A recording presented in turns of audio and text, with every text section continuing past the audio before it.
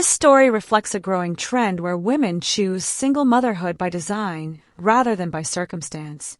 The speaker, a 30-year-old financially independent woman, decided to have a child without marrying. By carefully selecting a sperm donor based on health, appearance, and habits, she exercised full control over her future. With the support of her parents and her own stability, she feels secure and fulfilled raising her baby. Traditionally, Chinese society places strong emphasis on marriage before childbirth, and single mothers often face stigma. However, her confidence challenges these conventions. She presents her decision not as defiance, but as empowerment, the freedom to create her own family on her own terms. Her story highlights changing social values, where happiness and stability no longer depend on traditional family structures.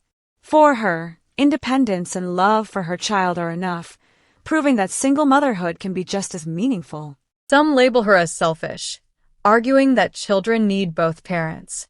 Others pity her child, assuming a single-parent upbringing is automatically unfortunate. Yet she rejects these views, emphasizing that her daughter, Little Pearl, is not a secret child but one brought into the world with dignity and love. Her experience illustrates a growing social shift in China. More women are unwilling to wait for marriage in order to become mothers. They prioritize independence, choice, and stability over conforming to expectations. While debates about tradition versus modernity will continue, stories like hers highlight that fulfillment and happiness can take many forms. This new definition of family is gradually earning recognition in a changing society. This woman's story is both striking and thought-provoking. She openly shares that her daughter does not have a father, not because of divorce or an absent partner, but because she intentionally chose to be a single mother through sperm donation. Instead of relying on a man, she turned to an overseas sperm bank where she carefully selected a donor. Her criteria were very specific: tall, fair-skinned, intelligent, and a graduate from a top American university. She even created 6 embryos, 3 boys and 3 girls, and from that her daughter was born. Her choice reflects a deep sense of independence and self-determination. She admits her own insecurities, such as being short and having darker skin, and hoped her child would inherit more favorable qualities. But beyond physical traits, her decision also symbolizes the shifting definition of family in today's society. She doesn't seek any personal connection with the donor. For her, the only thing that matters is providing a good life for her child. She even considers having more children from the same donor to ensure her daughter won't feel lonely without siblings. This bold step raises important questions. On one hand, it shows courage, freedom, and the financial independence that allows her to shape her life without societal pressure.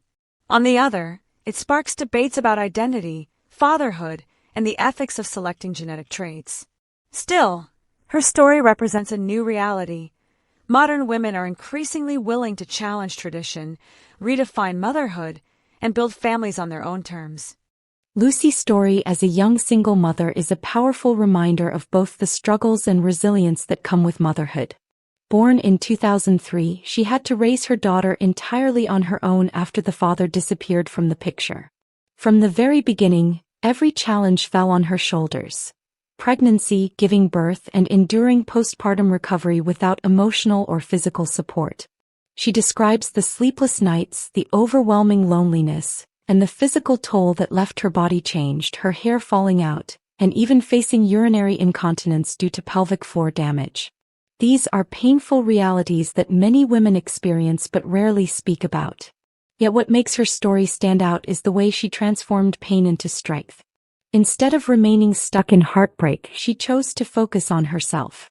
She accepted the truth that the man she once loved was gone and began taking steps to heal. Through consistent skincare, exercise, and pelvic therapy, she gradually rebuilt her confidence and health. Now Bebe no longer allows her life to be defined by abandonment.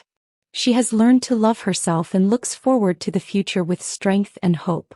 Her story is an inspiring testament to courage, healing, and the unbreakable spirit of mothers. This woman's perspective offers a very grounded and realistic view of relationships in modern China, especially from someone who has already experienced the hardships of marriage and divorce. At 38, she isn't chasing material security like houses, cars, or dowries. She already has her own financial stability, which reflects independence and confidence. What she values most is emotional security and mutual respect, something money alone can never guarantee. Her 3 bottom lines highlight lessons learned from her past. The first, about always returning home, emphasizes reliability and presence in a marriage. A partner who frequently stays out late without explanation easily breeds mistrust. The second rule, resolving conflicts before the day ends, shows her maturity. Many relationships fail because issues are left to fester until they become irreparable. Her insistence on addressing problems immediately signals a desire for transparency and healthy communication. Finally, her rejection of gambling, prostitution, and lack of ambition underscores her commitment to building a stable, respectable family environment for her children. Far from being too high, her standards are reasonable, reflecting values of loyalty, responsibility, and partnership. In a world where many people confuse love with material gain, her expectations serve as a reminder that true happiness lies in shared trust and effort.